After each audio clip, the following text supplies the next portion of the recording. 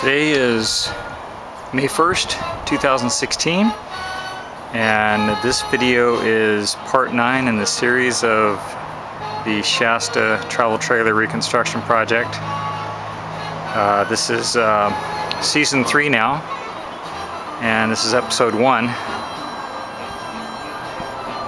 I never would have guessed it would take this long to rebuild a Shasta Travel Trailer, but here we are in our third year.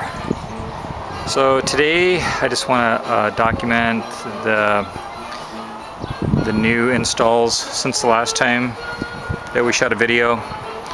We have LED lighting outside, all finished. We have wiring to the tongue 7-pin wiring for brakes, clearance lights, stop, tail, all that lighting, and then also we have the porch light wired up and ready to go. The most exciting thing though is really the door. The door's been cut and installed, and everything is working properly. It's all nice and tightly sealed up. Here we have these pieces here are had some fabrication shop in Medford. Took some of the old aluminum from the old metal from the travel trailer, took it down and had it bent up 90 degrees and so forth, the way that I needed it to rebuild the door, the jamb, the threshold, and everything like that. This turned out to be the profile for the threshold and the door jamb and then the door header. So basically got all this information here on this from Mobile Tech. You can check out his videos, but essentially I just went to a fabrication shop, took them the metal, and they whipped it out, no problem. This is the profile for the rim that goes around the door. So this would be the outside of the door here, and then the rim that goes around the door, top, side, bottom. This is the new latch. I went to use the old Bargman latch, and it had some serious issues, so I went ahead and bought, for 30 bucks you can get these new paddle style RV door latches with a deadbolt and so forth. So good product. It went in nice and easy. This is the old door here. Essentially just tore it apart most of the way, and got all the measurements that I needed.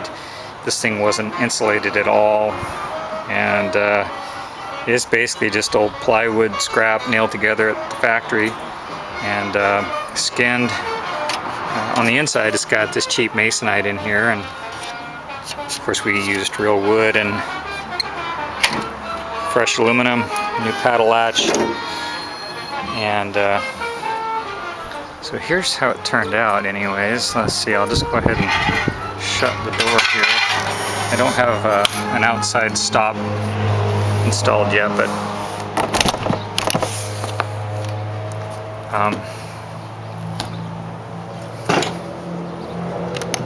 there's the profile now.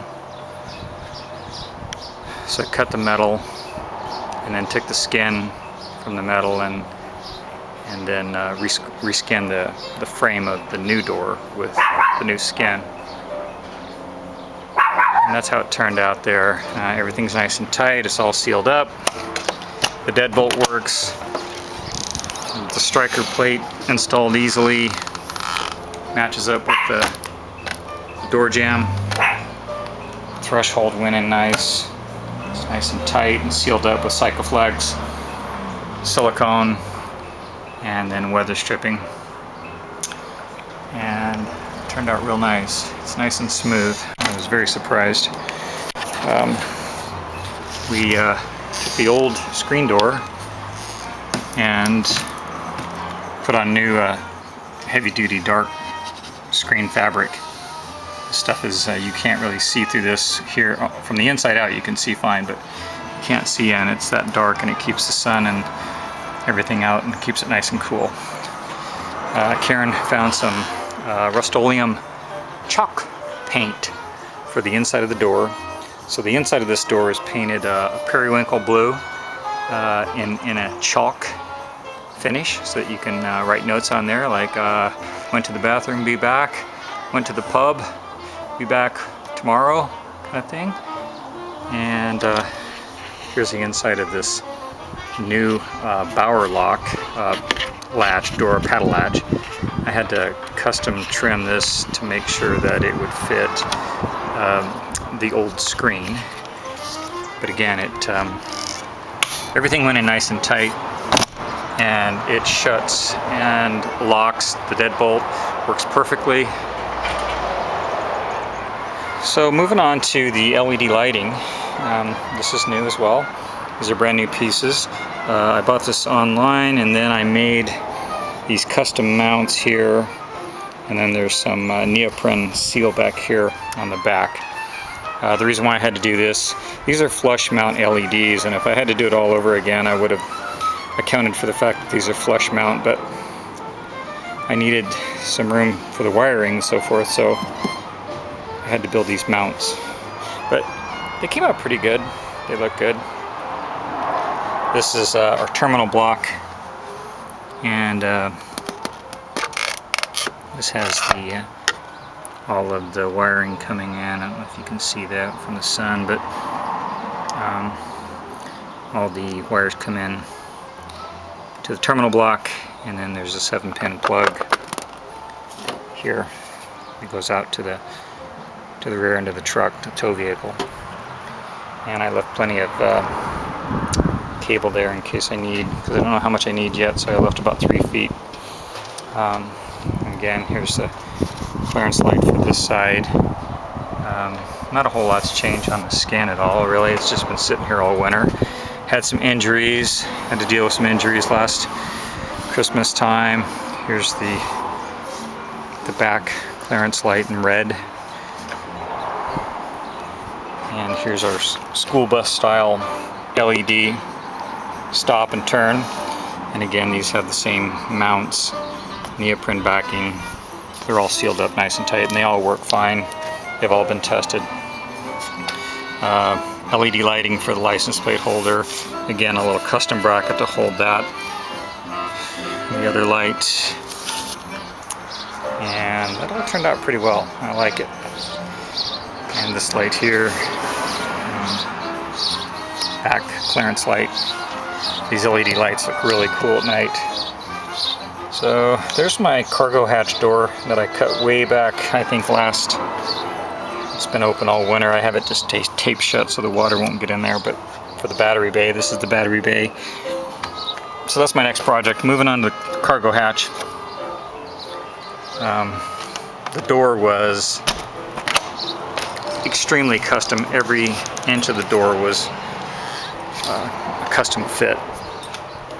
So very sort of challenging to get that done and properly installed to where it actually worked. I was a little worried about that. So again, nothing on the inside has really changed that much. There's the cargo battery bay from the inside.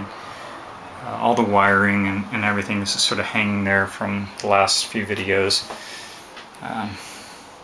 No wildlife or anything like that hanging out here in the winter time. Everything was bone dry all winter long. It's watertight and heavily insulated. So, alright, that is episode 1 of season 3, and that's a little cautionary tale for you men and beasts who want to take on a project like this. Consider the time involved. If you got 3 or 4 years and about 10 grand, you could probably do this too. So there you go.